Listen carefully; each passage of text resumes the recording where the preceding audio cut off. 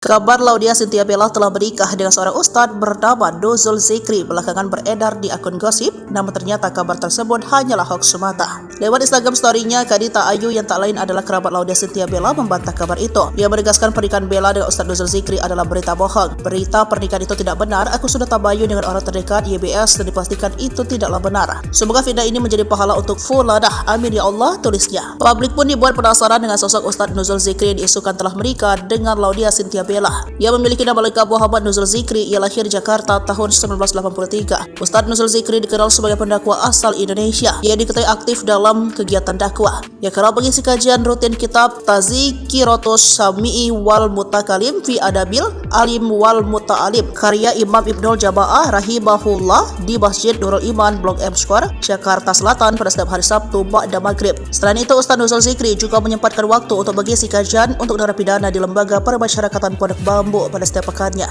Tanya itu, Ustadz Nuzul Zikri juga pernah menjadi pemateri reguler dalam kajian The Rabbanis dan bagi Youth Islamic Club Study Al-Azhar di Masjid Agung Al-Azhar, Kebayoran Baru, Jakarta. Diketahui sebelum diduga menikahi Laudya Cynthia Bella, ia sudah memiliki 2 istri sebelumnya. Sementara itu tidak ada informasi mengenai istri pertama, tetapi hanya istri kedua saja yang publik ketahui.